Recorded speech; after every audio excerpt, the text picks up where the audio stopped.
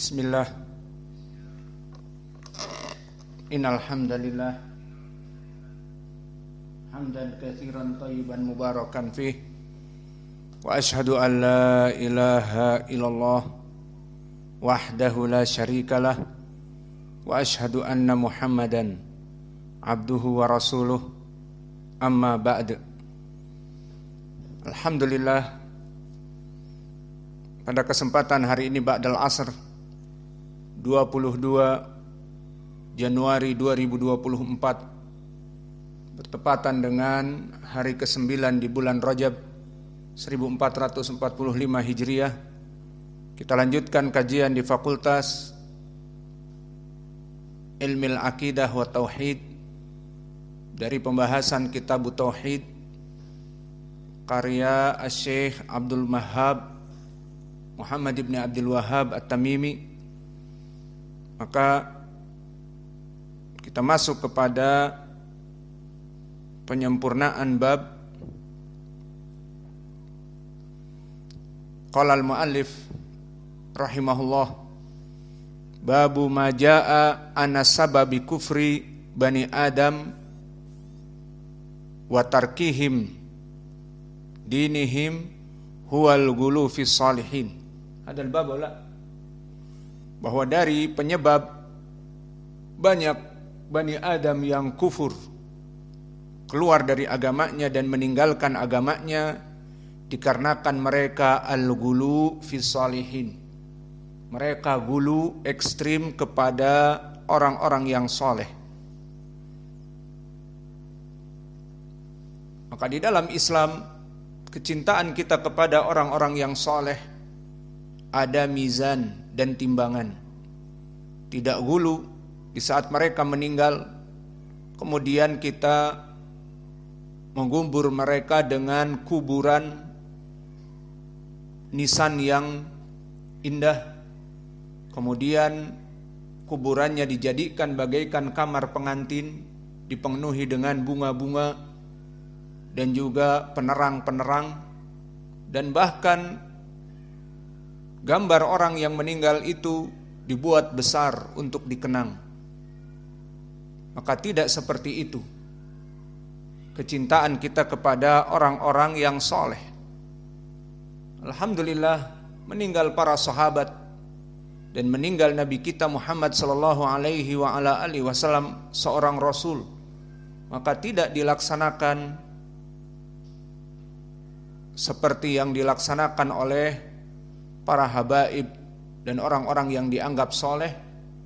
Maka kuburan mereka penuh dengan bunga-bunga dan bahkan dijadikan bagaikan kamar pengantin dengan sitar-sitar yang bersih, putih. Dan akhirnya semua orang dipersilahkan untuk ngalap barokah, dan jadilah tempat itu tempat kesyirikan, tempat berdoa kepada selain Allah. Maka Allah berfirman, ya ahlal kitab la taghlu fi dinikum wa la taqulu 'alallahi illa bil haqq. Maka wahai ahlul kitab, janganlah kalian gulu pada agama kalian, dan katakanlah atas Allah itu dengan ucapan yang benar. Maka ahlul kitab hadiah wala na'am.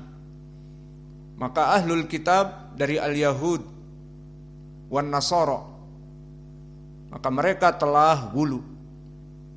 Kelompok Yahudi menjadikan Uzair sebagai anak Allah, dan kelompok Nasara menjadikan Yesus Kristus sebagai anak Allah.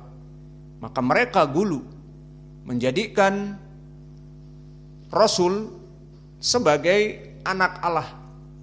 Maka ini permasalahan yang gulu kepada orang-orang yang soleh dari para nabi, dan juga bahkan menghina Allah, di mana Allah membutuhkan istri, dan juga menjadikan anak untuk dirinya sebagai penerus misalnya, ataupun sebagai penambah kuatan ila kuwatihim, penambah kekuatan, bisa membantu dari sebagian pekerjaannya, Iyadan billah.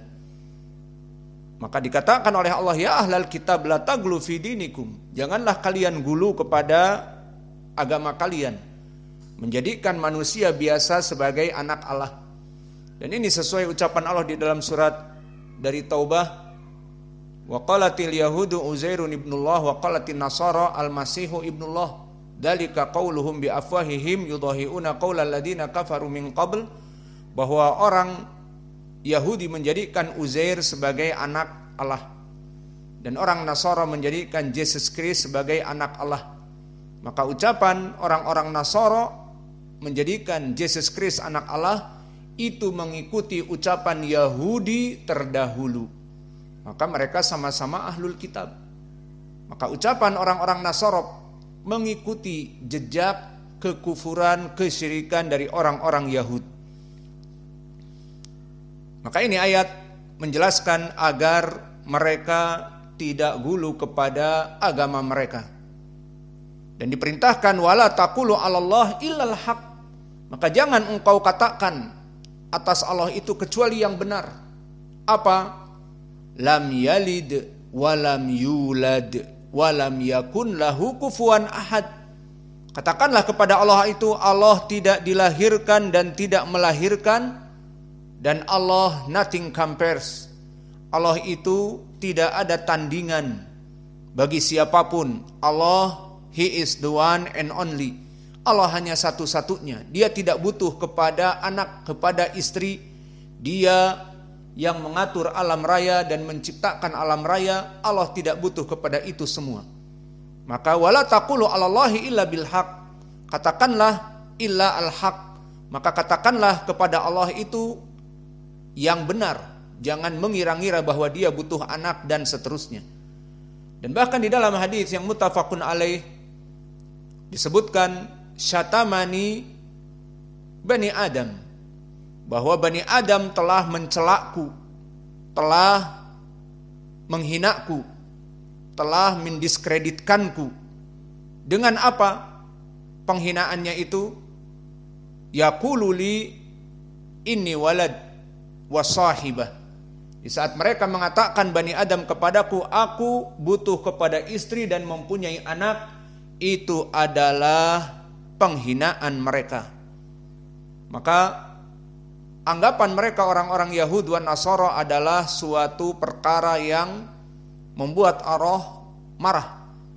Ucapan mereka, Allah itu mempunyai anak dan Allah itu mempunyai istri, Bunda Maria, itu perkara yang sangat membuat murka Allah Jalla wa'ala. Maka untuk permasalahan ini dimisalkan di dalam hadis bukan hanya kepada Yahud dan Nasara saja. Ternyata Nabi sebelum Nabi Musa dan Nabi Isa, maka mereka pun telah melaksanakan kesyirikan dan gulu kepada salihin. Siapa? Kaumnya Nuh alaihi salam. Maka telah datang di dalam hadis yang muttafaqun alaih dari Ibni Abbas. Maka di dalam hadis Ibni Abbas, wa fi sahih an Ibni Abbas, maka hadis ini diriwayatkan oleh Imam Al-Bukhari dari Ibnu Abbas. Disebutkan fi qoulihi ta'ala, dari ucapan Allah Jalla wa'ala di dalam surat Nuh, wa qalu la tadarunna alihatakum wa la tadarunna waddan wa la suwa'an wa la yaghutsa wa ya'uqa wa nasra. Di dalam surat Nuh ini ditafsirkan oleh Ibnu Abbas, hadihi asma rijal solihin min qaumi Nuh falamma halaku auha syaitanu ila qaumihim anin sabbu ila majalisihim allati kanu yajlisuna fiha ansaban wa samuha bi asmaihim fafa'alu wa lam tu'bad hatta idza halaka ulaika wa nasiyal ilm ubidat. Maka ditafsirkan oleh Imam Ibnu Abbas yang hadisnya sahih, dikeluarkan oleh Imam Al-Bukhari. Maka Disebutkan dulu tafsir dari ayat ini di zaman Nabi Nuh alaihi salam, mereka orang-orang yang soleh. Dari ucapan Allah, Waddan, Suwa'an, Yagutha, Ya'uqa, Nasra. Maka mereka adalah 5 orang-orang soleh. Di saat mereka meninggal, syaitan membisiki kepada kaum yang ada padanya. Apa bisikannya? Anin sabu ila majalisihim allati kanu yajlisuna fiha ansaban. Kalian mencintai 5 orang soleh ini, tentu. Maka mana rasa cinta kalian? Seharusnya kalian membuat patung-patung mereka di kuburan-kuburan mereka ataupun di tempat majelis-majelis mereka. Akhirnya dibangunlah dari menhir-menhir, batu-batu yang besar sebagai kenangan. Ini Waddan, ini Suwa'an, ini Yagutha, ini Ya'uqa, ini Nasra. Dibuat patung-patung yang besar dan diberikan namanya. Ini Yagutha, dulu kayak gini.